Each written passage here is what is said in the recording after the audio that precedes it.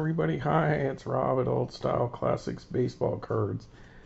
Just sliding in before midnight on April 26, 2024, Friday night. Yes, finally Friday. What a long week. Wasn't feeling so hot today, so if my voice is a little off, sorry about that. I had a rough day. I was tired. Figured I'd put these up. We opened these last night from the 2008 National Convention, so these cards all came from some of that stuff that we opened finally, that it came out of that National in 2008. Even though this one's not labeled, it was. It's kind of a reprint. So anyways, there's a couple Mickey Mantles there. And the little Allen Ginter card I wanted. The little introducing E-Topps Yankee Stadium Tribute card to go along with my set of these. But hey everybody, I would like to thank you again for watching my channel, Old Style Classics Baseball Cards. If you guys wouldn't mind, please subscribe, like, leave a message, notify, share. If other people would like this stuff. And speaking of other people who may like this stuff, it's time to do some shout outs. Got a few new subscribers today apparently, so that's pretty sweet for me. Alright, let me pull this up, and of course it's going to take forever. And then I got some stuff to show you. Alright, so 8 hours ago got a new subscriber, Patrick Hancock. Excuse me. New subscriber 8 hours ago, Patrick Hancock. Thank you, Patrick. I really appreciate you giving my channel a try. And hopefully you like these kind of old style cards. Some of these cards will be old and some of them will be new. I guess these are 16 years old now, so I guess they're getting old, but old in the sense of like real 1900s, 1800s, 60s, 50s sprinkled in there a little bit, but do this kind of stuff. So thank you for subscribing. I appreciate it. And then I got a new subscriber 4 hours ago, The Comet. So thank you, The Comet. That reminds me of Metallica, like Ride the Lightning, I think. My buddy back in Albuquerque, his sister used to do some kind of promotions for like bands coming through town, and Metallica came through town. Signed vinyl album for her way back when they still had Cliff Burton and all that, and nothing to do with your channel, sorry. Just reminded me. One of the ways you could tell that that's like a real autograph album from them was they used to party so much and bring people on the bus, they called it the Vomit Comet. So anyways, thank you for subscribing to my page. I really appreciate it. I hope you enjoy this stuff too. And yep, so I have to check you guys out, see if you got any videos, any of that kind of stuff. Alright folks, so let's get to it. 4 minutes into it, and so I just figured I'd have something up on the screen for you guys to look at while I rambled on there for a minute. So those cards are relatively new, but 16 years old new. Okie dokie folks, so what I want to get into tonight is an interesting set. When I saw it, I was like, I've never seen these before, and I had to pick it up. I think this was in Alameda, California, like a year ago. I went up. I'm going to show you this card here. This is my MSA disc, the Safelon Superstar MSA disc that they did in 1976. I picked up at that Silicon Valley San Jose card show this last weekend, and this was like $8, so that's a steal. So take a look at this card here. Now Flair, well, before I get to that, I'll tell you how I picked this up. I was looking up different baseball card shops in the Bay Area when I had some time off last year, and wanted to go look at some different shops because the ones that I've showed you on these videos, the LCS walkthroughs in the Bay Area, South Bay, been to multiple times, wanted to see new stuff. So they have one in Alameda, right just next to Oakland.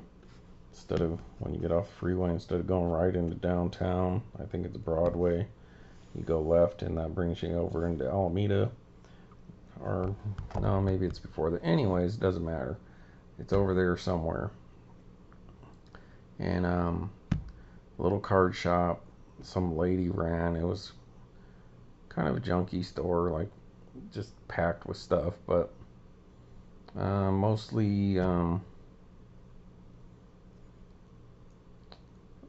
I would say retail or 80s, kind of one of those shops. But she did have some hobby stuff, but very little, and just kind of ragtag, and some of it's old. It reminded me of this place in LA, actually, just outside of Venice, where they had some old sets or old boxes of cards that you can buy, and I'm talking like from early 2000s. So of course, me looking for Dawson and Allen and Ginter's, old Allen and Ginter and stuff like that, drove all the way up there, parked, went in this store. It was kind of neat. She was a nice lady. She, at first she kind of seemed a little weird, but then the more I talked to her, she was pretty cool. And so I was able to pick up some different kind of cards that they had. I think at the time I was looking for the score boxes where you could pull Mickey Mantle or those Ted Williams autograph cards out. And, if you could pick one of those boxes up for $20, then it's not too bad to give it a go. You're gonna get a ton of cards, and you pull out the stars and whatever. So anyways, while I was in there, I seen these, and I've never seen these before in my life, and I was like, oh my god, I can't believe Flair did this. Never seen it. So I cleaned, the box wasn't completely full. It was missing like 3 or 4 packs, and I think she was consigning it for somebody. And so I bought the whole box of what was left, and I couldn't believe my eyes when I seen it. So you see this MSA disc. Now, we don't know what happened to MSA, or at least I don't know. I've tried to look it up. I don't know if they were bought out by somebody else or what. But then I saw these, and I was like, oh my god, they totally ripped off MSA. And this is the 2003 Flair Hardball, the round cards. So there you got Derrick Jeter on the front there. Now look at that design there. And look at the design here. 1976, 2003. So either these, they just, maybe the company went under or whatever, or just gave up whatever, and then Flair said, oh, nobody's using it, we can. So, or maybe whoever owned Flair at this point in time bought out MSA. Who knows? So anyways, there's just a little hobby box there. And so this is what you can get. Now Flair was always a pretty cool set. And so there's some odds. We'll look at the back first. So you can read that if you like. Same thing on this side. So here's what you could get in there. Let's look at that first. Alright, and then here's the odds. The different things you could pull. So you can pause that if you like. So I couldn't believe it, and I love the MSA discs because the first card I own is a MSA disc. Very similar to this, but a different front, which I'll show at some point in time. So I was trying to figure out what to show you people today, and I pulled out 3 little stacks of cards that I wanted to get around the showing. And I figured I'd start here because I just picked this up here. So of course those are huge. And now there's the wiffle ball one. Now the actual card is the round part there. So obviously a little different, both the same year. This one doesn't have the stars on it, and it's black and white. Okay, and this one does say wiffle, so that was the little box that the wiffle ball came in. Alright, so then as you saw that card, lo and behold, here's the flare one. So I obviously pulled out the good players. I have stacks of them, but the ones I top loaded are the good players. So as you can see there, it's the same exact size, obviously in color versus the black and white, but almost identical, so you know, design. I mean, this is like black and white stitching on the baseball there, same here, gray or whatever, and this is red. So obviously Flair can afford to use more color, and MSA was always went the least expensive route they can go. And then of course the Flair has full-on stat back. So I really am curious what the story is behind this. Did Flair end up buying out MSA? Or did the MSA license just trademark or whatever just expire, or they let it go and Flair swooped in because for nostalgic reasons, obviously in the early 2000s, and like I showed you that Topps 206 and Turkey Reds, and then Allen and Ginter all started coming out, so people were doing retro sets, and Flair threw their hat in for doing cards that people like us would be used to from the 70s and 80s, because I got a bunch different versions of these, like the Burger Chef that are this size, and some different ones I'll get around to at some point in time. But you could either get these size ones or those big ones there. Then obviously MSA evolved into we're doing regular cards and stuff like that. But anyway, so here we go. So I'm going to show you the hits, but I think that's interesting because I love those MSA discs. I do like these. They're cool. There's just that little part of me that's like, what's going on here? Did they steal this from them? Or, well, you know, I want to know the story because, oh, it does have stars on it. I didn't notice that. When I pulled these out a minute ago, I didn't have my glasses on. So there's part of it, I love it because it's like Panini did the Colgan discs, and they're this size as well. They're neat. But MSA is so recent in my mind that it's like, should I like this? But I do. But I hope they're not just ripping them off. I don't know. I guess it's an homage, like, you know, like they say, imitation is the greatest form of flattery. So it's cool to see at the time some modern players in these design cards. So I do like them. They do look good. I think it's cool, and I like discs. So there you go, Hall of Famer King Griffey Jr. when he was on the Reds there. So you can stop and look at all this stuff if you like. I'm just curious more about the story. I'm going to have to look it up. I don't know if I did look up this set on Baseball Cardpedia or not. So that's cool. That's one of the reasons why I wanted to get the wiffle ball one. So I do love the simplicity of these. Just very simple. No bells and whistles. I mean, this one's got the bells and whistles with the ball design that they came up with. So good for MSA there. But it just got that really something about it. MSA is very reminds me of like kind of pre-war caramel cards, tobacco cards, just different I think they're cool. That's why I love these cards. It's our generation's version of like tobacco cards. This is how MSA makes me feel. Alright, so there's the King Griffey Jr. So we're gonna give you a show, and we're gonna work up to some of the better cards in the sense of rare parallels or whatever. So then we got Mr. Randy Johnson, who we just seen him on that I was watching one of my videos, the Sports Kings. And that was a good looking card, and this one's cool. They're on the Diamondbacks. Oh, I have two of them, and I have the All-Star. So, obviously trying to save top loaders. I'm not going to pull that out to show the back. If you guys want to see it, please leave a comment.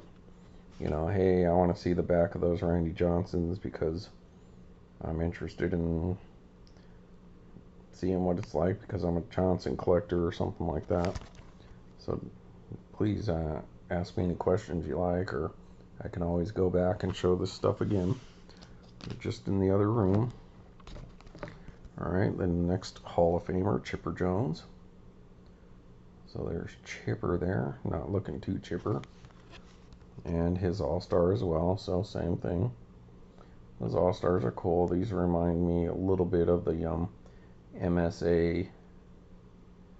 Well, it reminds me of the now these are bigger than the King B discs, but after I think like Pacific or Dunross or Score took over some of the King B discs, some of them kind of had this really bright pop look to them. So, and then that leads me to think, did one of those companies buy MSA?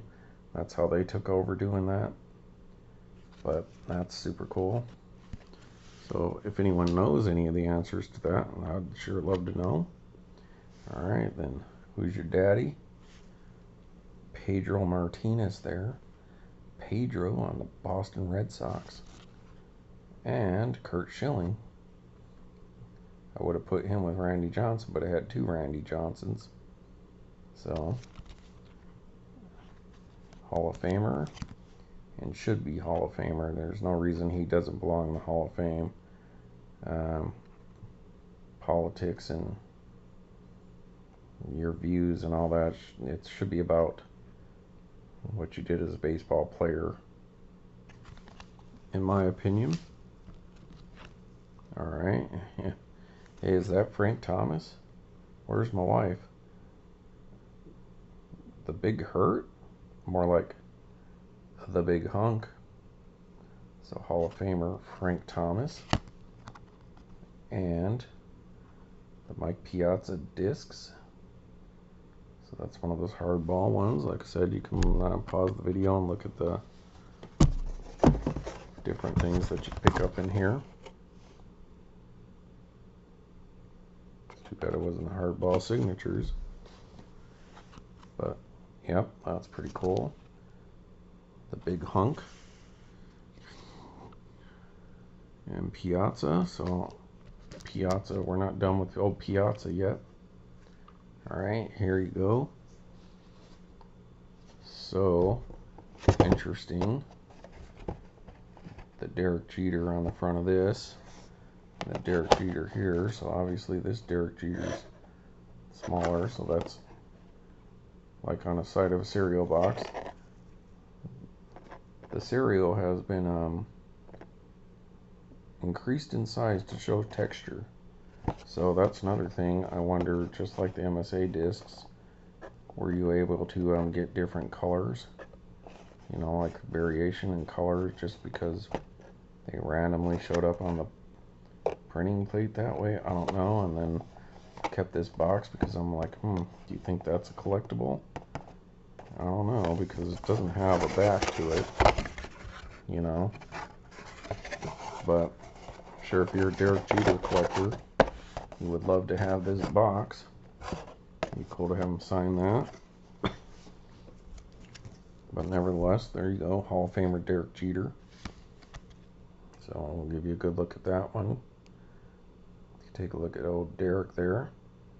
It's 117 home runs. Alright, and next, Hall of Famer Jeff Bagwell. It's like all discs, they never want to sit. You can never get them in these top loaders just right. You can never get them like centered, just at the right angle, and they turn on their own. And they won't stay up here if you try. So, and look on the back, his buddy Craig Biggio. So 2 of your Houston Astros. Houston, as my boy George Herbert Walker Bush would say, I was a big fan of the Houston Astros. Craig Biggio, Chipper Jones wasn't on there, but Jeff Bagwell was. But they all played around the same time, Rob. And look at those 2 Hall of Famers for Houston, my favorite team. So there you go.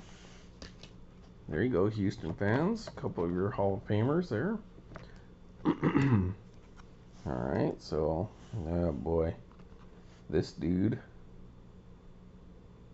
Pirates fans and Giants fans, BB ate too much. His head got big.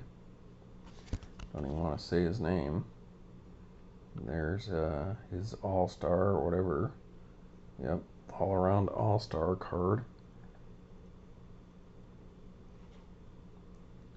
Alright.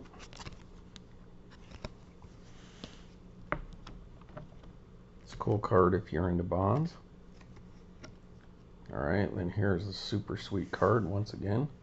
Mr. Ichiro Suzuki. Buddy Ichiro. Hall of Famer probably next year, as we discussed.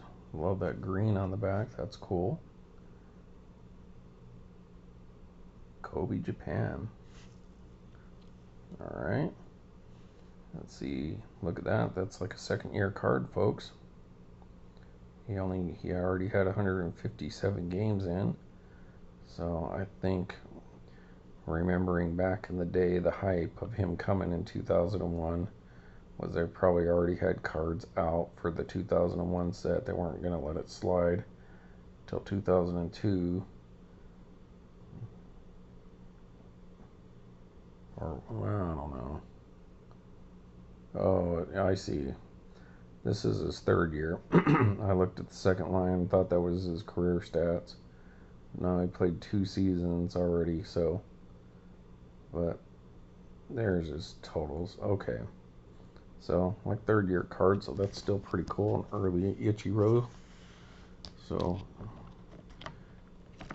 we love Ichiro around here. Ichi. And, well, we like him so much that, of course, we got his All-Star card, so that's cool.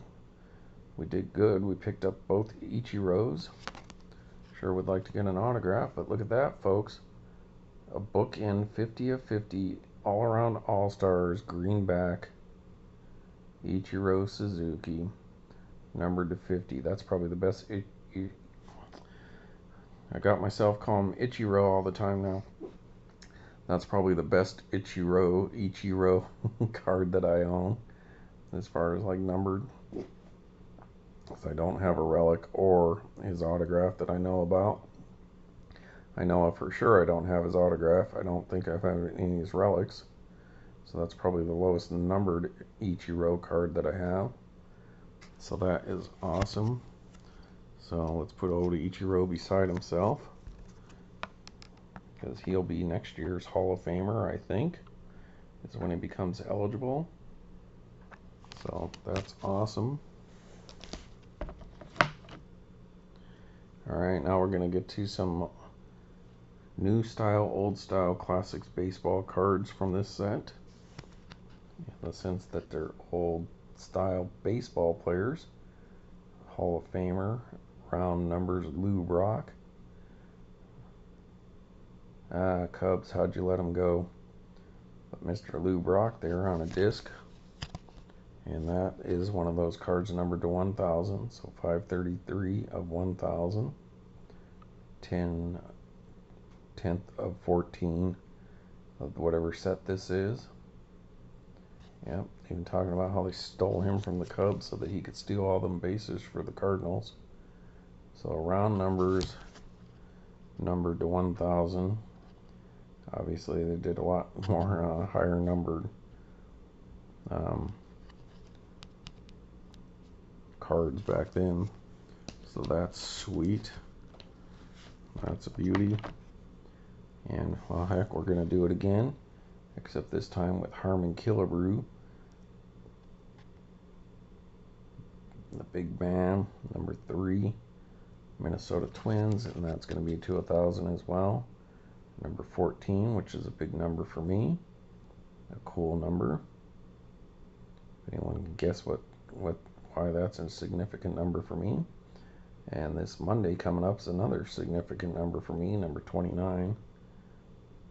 But it's not specific to me, maybe somebody else around here. So there you go. 500 club. All right, now we're gonna do I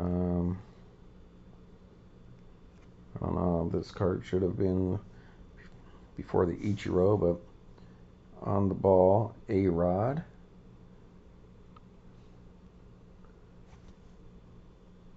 Wow. That's interesting. I don't remember him being in Washington. Oh, Texas there. What? Oh, I see. Is because the Rangers came from D.C. So this is probably even before the Nationals, huh? I don't know. So obviously he's wearing a throwback uniform. I never noticed that before.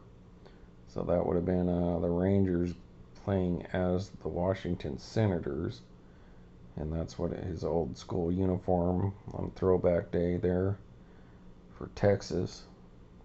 So that's cool. I never noticed that. So it's neat to see. So A-Rod earlier, him there on the Texas Rangers with that huge contract that blew everyone away at the time. All right, 6 of 15 on that there. So that's pretty neat. All right, now to the 2 hits that we did get out of this. So rounding first, and it's really neat to get a relic like this. And I think I did buy another one of these relics in one of these previous videos that I just did, but it's not right here at hand, so it's probably in one of these other boxes because it wasn't with this stuff. I think I got one of these from the local card shop. Was it like, who was it? I don't think it was the Yogi Berra one, but it might have been around that time that I picked it up. I got those Obac, that first Obac, I don't know. But there you go, Pat Burrell, rounding first. And that is a for Philadelphia Phillies game used bat. So Phillies fans, remember old Pat, and that is 310 of 502. So that's an odd number. 502 for what reason? I don't know.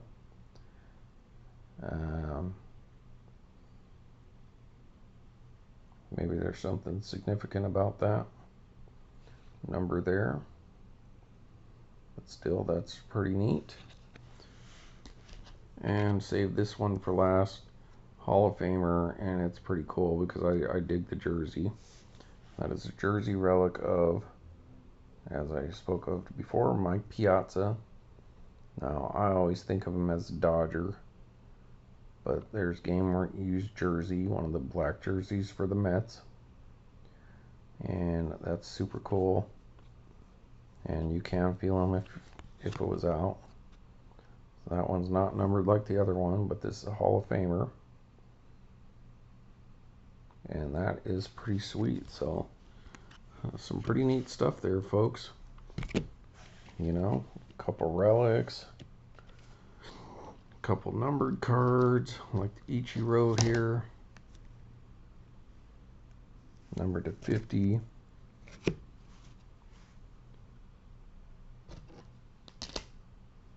And that goes hand in hand if I can get to it. Cards are all falling all over the place, folks. Sorry about that. Alright, where to go? There it is. So, alright, there's the kid, Randy, Chipper, Pedro, Big Hunk, Derrick, Bags, Bonds, Ichiro, A-Rod, Brock,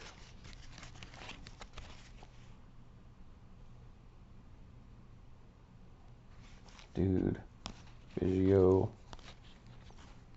Piazza again, Schilling,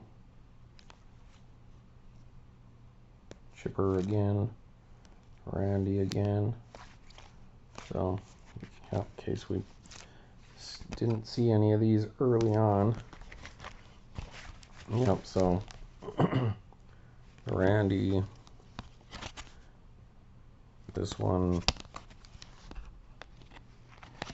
Okay, so it definitely showed the Schilling. So I'm glad I looked on the other side. I would have skipped those. Alright, and to go along with it, the Wiffle ball. But funny thing is, I'm showing you the cards that don't match that. So we'll pull Ichiro out, show him. So there you have it, folks. Pretty sweet little set. I don't think they ever did it again. But modern-ish version of an old-style classic baseball card, because these things from the 70s were super cool and all over the place, and you know, some of us love these cards. So that is awesome, folks. I'm going to leave it at that. Mr. Catfish Hunter saying thank you for watching Old Style Classics baseball cards. And our buddy Ichiro here. So, great stuff. I dig it. I hope you guys enjoy it too. Anyone else familiar with this set? Well, let me know. Leave a comment. And have a good night. I have some other stuff that I'll, some of the Cooperstown stuff, like that Raleigh Fingers and stuff I could do tomorrow. And maybe some Shohei Ohtani stuff. Alright, folks. Thanks for watching Old Style Classics baseball cards. It's now Saturday morning. It's like 12:30, so 33 minutes. Alright. Thanks. Bye.